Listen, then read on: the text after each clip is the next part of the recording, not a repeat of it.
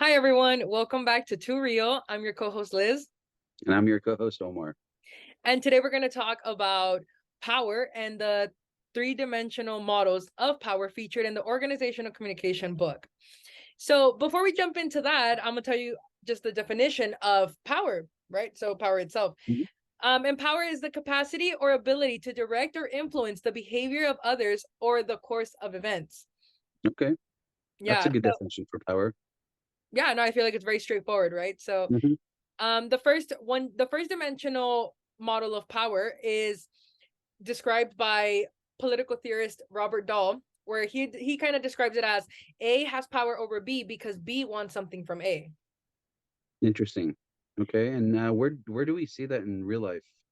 Yeah, so basically it would kind of be like a child asking their parents for a toy and the parent being like, "Oh, you have to do your chores before I buy you that," right? So then that would follow with the child doing their chores, so in order for the parent to buy them that toy.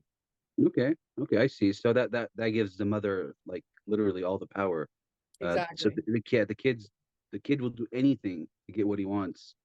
Right. Uh, She has full control. so yeah, exactly. That's pretty interesting. Yeah, I've seen that. Actually reminds me of myself when we were younger, me and my brothers. Yeah. We would my mom would bake this cake brownie slash hybrid, and Mm. we loved it so much. And I remember me and my brothers finishing all the chores just for our mom to make the brownie hybrid cookie thing. Yeah, And it no, was just, yeah, it just brought back memories right now. yeah, I bet I would But have done the chores too. yeah. Now, what would be the second dimensional model of power? Okay, the second one states that A has power over B.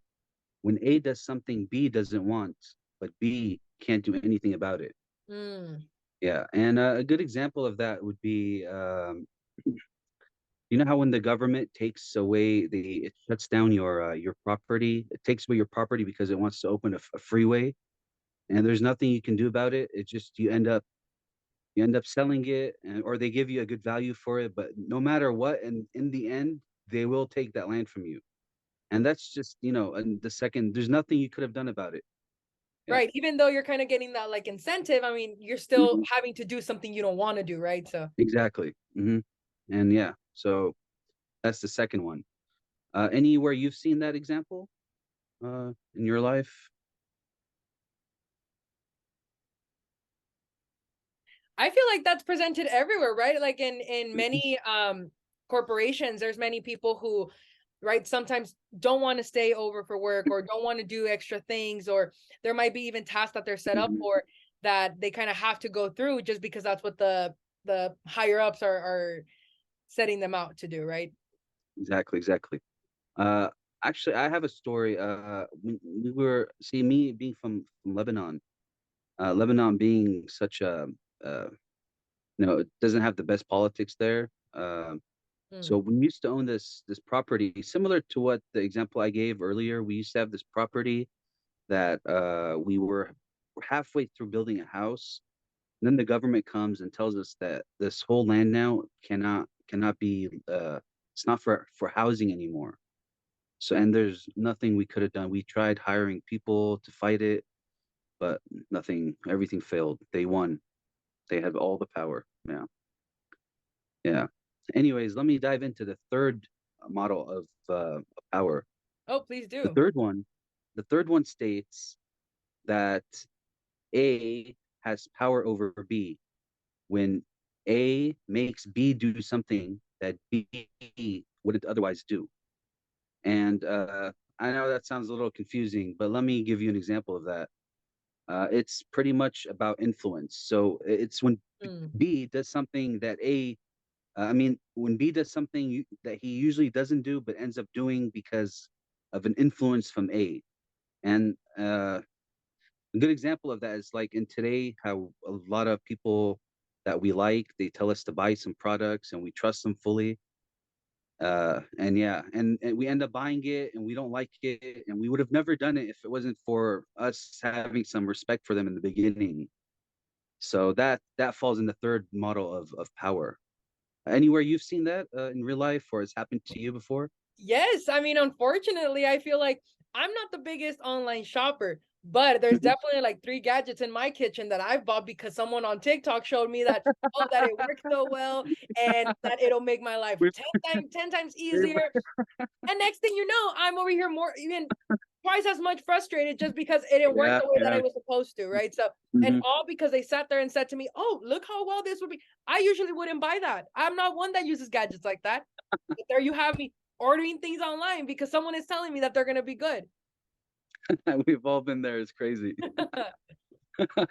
Isn't it crazy how power works? Exactly, and it's just better to be to understand them in order to see them happening in real life, whether it's being asserted or you giving it without even noticing. And it happens a lot. I mean, we're gonna end up probably using it in the future with our kids. The first one, I'm definitely gonna make them do some chores before giving them cake, or I mean, Come on, Omar, just share some cake. No, but I do think it's really important, right, to kind of to be able to identify these models of power because they do Mhm. play out in everyday life. Yeah, I know. The second one sucks because it's about literally something you don't even have control over. Exactly. Yeah. So I'm glad we're talking about power. I mean, it's really clearing things up about uh how to see it happen in real life. Right. A whole Hmm. new lens, right, to our reality. Exactly. Hmm. Yeah, no, and I'm really glad that our listeners are able to now kind of get a grasp of what power is really and what it looks like in our lives. I agree. I agree. Yeah, This well, I really enjoyed having this conversation with you, Omar. This was You really too, cool. Liz. You too, Liz. I think we can end it on a good note, right? Uh Yeah, I hope everyone uses this information and understanding of mhm, power for good. exactly. For good. It was really nice chatting with you, Omar. I'll catch you on next week's episode of Too Real. We'll check in soon. Bye. Bye.